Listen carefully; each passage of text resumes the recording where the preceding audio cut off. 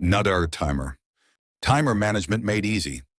Meet management for head timers. In this guide, we will be reviewing both the essential head timer management functions and some advanced management features, including the shift management layout, timer assignments and tracking, and session reconfiguration.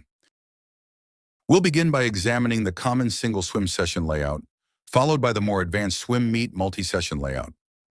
Timer and shift management is accessed using a head timer link, as seen in the example. Coaches will typically provide the link via an email or text message. The provided link is specific to each team, swim meet, and swim session. Because the links provide access to timer assignment information, they must never be shared. Let's start by looking at the single swim session shift management layout. The single session timing shift management page shows the swim meet dates and location in the upper section. Below that is the swim session information, including the date, session information, head timer information, timer access link, and list of session timing shifts.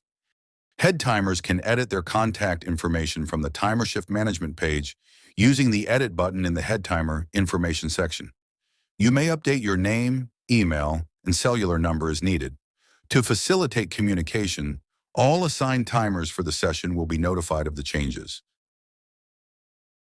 To save your changes, click the Update button. The timer access link for the swim session is provided below the head timer information. The link can be copied using the Copy button to the right and shared with the timers as needed.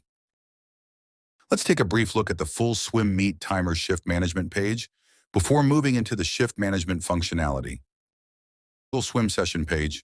The full swim meet page is accessed using a link provided by your team coach. Just like the single swim session timer management page, this link provides access to managed session information and must not be shared by the head timer. The swim meet timer shift management page provides the head timer with access to all swim sessions and their timer assignments. To begin, the head timer must select a swim session to manage.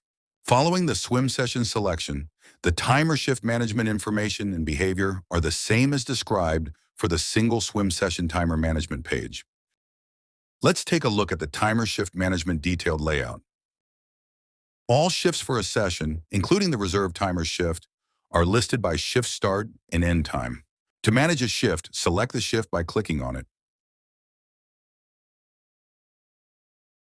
For each timing position, the pool, lane, and chair are identified above the timing position.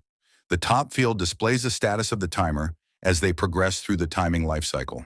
The second field is the assigned timer swimmer's name, followed by the timer's cellular phone number and email. The timer phone number and email are provided so that you can contact them if needed. The alternate field provides a location for you to identify any person other than the assigned timer that has assumed the timing position. Finally, a notes field is provided for you to communicate any issues regarding the timing assignment with your team's coaches. The information and timer status in these fields is reported to your team's coaches to assist them in understanding who has met their timing obligations. Now let's look at the timer status. Let's take a moment to understand the timer status lifecycle. The timer status lifecycle includes all the steps that you need to track timing positions and timer participation. Each timing position begins as an open seat. Open seats are available for selection by your team timers. Once selected by a timer, the timing position is automatically moved to pending.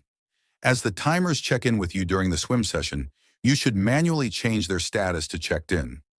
After a timer has shown up and begun their shift, their status should be set to sat shift. While unfortunate, timers sometimes do not show up for their shifts. In the case where they have registered but then been excused by your team's coach, the excused status should be used. Sometimes timers simply do not show up for their shift. In this case, the no-show status should be used. It is important that you, as the head timer, accurately set each timer's final status during the session. Each timer's status is reported back to your team's coaching staff at the conclusion of the swim meet. Filling open timing seats during a session is a common occurrence. Let's examine different ways to fill open seats. The simplest method to fill an open seat is to locate a potential timer that has not yet registered or a reserved timer and ask them to use the timing assignment link provided by the coach. Alternately, you can email or text them the link on the page. Following their registration, refresh your session or shift to see the new assignment.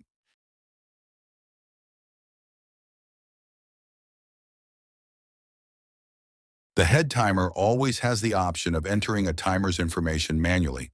Select the swimmer's name field of an open seat and type the swimmer's name, followed by the timer's email and phone number. Notice that after you enter the swimmer's name, the timer status automatically changes from open seat to pending.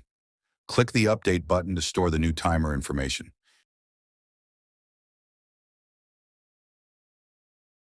Next, let's look at how to use alternate timers.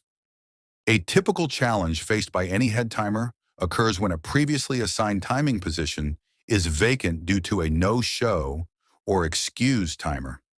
In this case, you, as head timer, have to identify another team volunteer or parent to sit the vacant timing shift. The alternate field should be used to record the alternate timer's name. When using the alternate timer field, the timer status should be set to that of the assigned timer and not the alternate. Let's assume that Johnny Appleseed's timer is a no-show for their shift. First, identify an alternate timer to take the vacant spot. Next, set the status to no-show, since Johnny's timer did not show up. We'll record the alternate timer's name, Mary John's for example, in the alternate field. You may also choose to include a note for the coaches in the notes field. Following any changes on the timer shift management page, you must click the Update button to save the changes.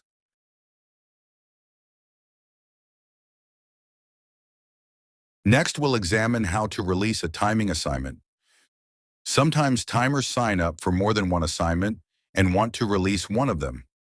Under normal circumstances, that timer can self-release an assignment using the link in their assignment confirmation email. However, within 24 hours of the swim meet, only head timers and coaches can release timing assignments. An assignment may be released by setting the assignment status to open seat. In this example, the Bardys signed up for timing assignments on the 3:15 and 1:25 timing shifts. Bill is asking you to release their 1:25 timing assignment.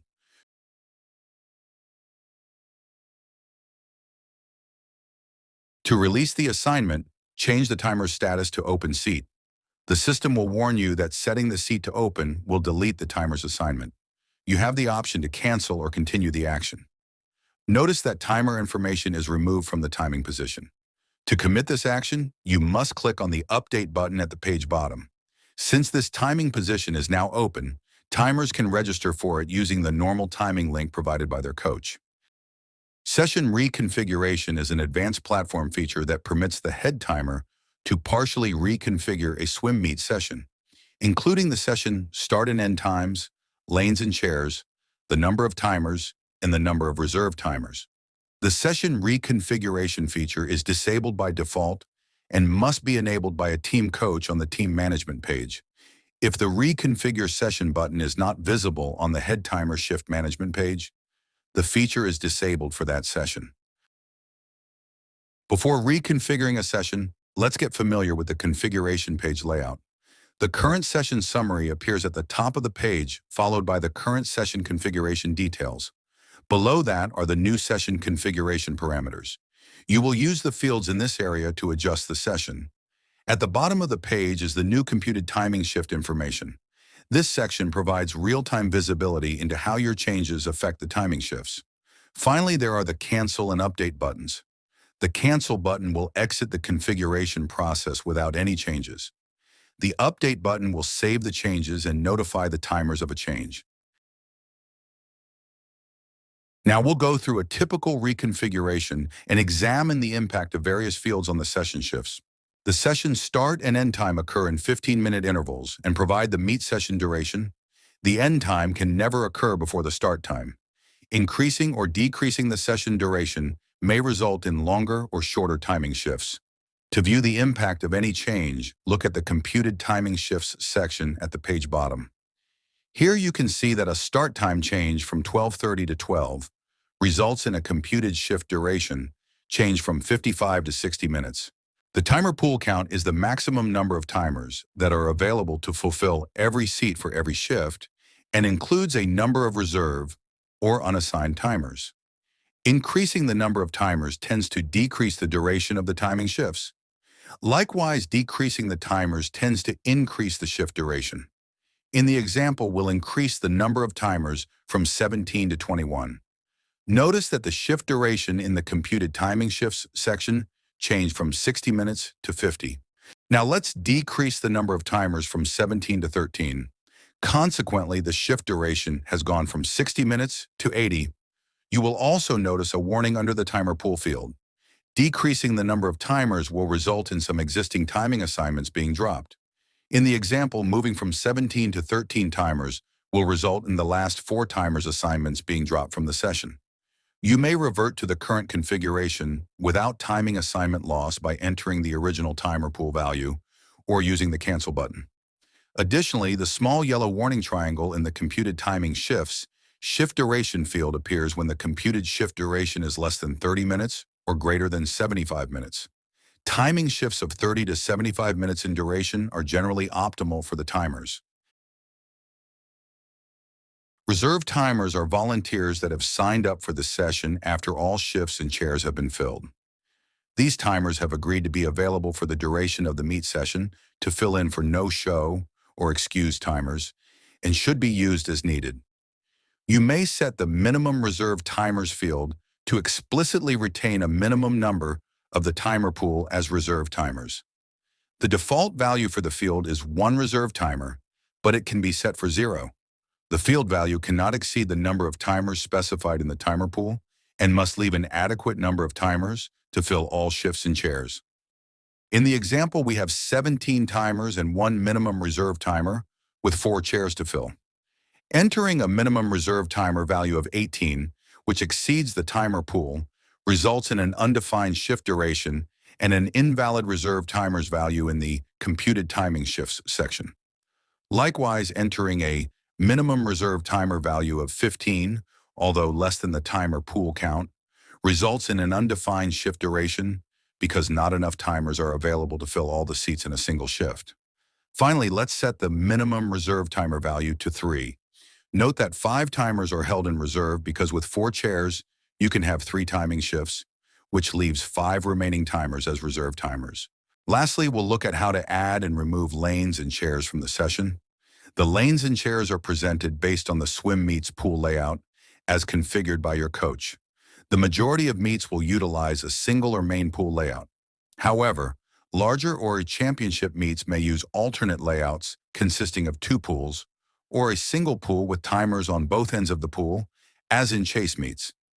In the single pool case, a main pool layout is configured. In the example session, a 2-pool layout is configured with the north and south pools, each having a set of timers. Each pool configuration consists of a possible 10 lanes with up to 3 chairs for each lane. The list of available lanes and chairs appear on the left side of the configuration, and the list of selected lanes and chairs, those for which timers will be assigned, appear on the right side. The arrows in the middle indicate the direction that a selected lane and chair will be moved. The double arrows indicate that all lanes and chairs will be moved in the arrow's direction. Other than during a final swim session, as discussed later, changing lanes and chairs is a rare occurrence. Let's look at removing and adding lanes and chairs in the example. We'll assume that the north pool lane assignments have changed, and we now have 1 chair on lane 3 and 2 chairs on lane 4. To remove the unwanted chair on lane 3, select the chair, and then click the single arrow pointing toward the available lanes and chairs list. The chair is moved out of the selected list to the available list. Similarly, we will select lane 4, chair 1, and chair 2. Clicking on the single arrow pointing toward the selected lanes and chairs list moves them from the available list to the selected list. Notice that the computed timing shift source section now shows the results of this change with a chair count of 5 rather than 4. As with all shift management changes, to save the new configuration, click the Update button at the page bottom. Notice that the reconfigured meet session now contains 2 shifts. Within the second shift, the timing assignments and information, although reordered due to the increased chair count, have been retained. Additionally, all assigned timers that provided valid email addresses have been notified of the session's assignment changes and directed to review their shift time and lane and chair assignment. In this last section, we'll learn how to configure a final swim session. A typical final session will contain a start and end time, but no available timer pool nor lanes and chairs. The lanes and chairs are often assigned to a team after the last preliminary swim session of the day. Consequently, the head timer may need to configure these values before the final session. Let's take a look at reconfiguring Session 3 finals in our sample swim meet. Note the current configuration. Now assume that your team is assigned the North Pool, Lane 5, Chair 1 for finals. We'll start by selecting that lane and chair. The session duration is 2 hours and 30 minutes. We would like to keep the shifts at about an hour each. We'll configure 3 timers, which will give us shifts of 50 minutes each, as shown in the Computed Time Shifts section. Lastly, we'll update the session. The final session now shows the 3 shifts we configured. Your timers can use the timer access code to register for their shift, or you can manually enter their information after selecting the timing shift. This concludes our head timer guide. Thank you for watching. Nadartimer. Timer management made easy.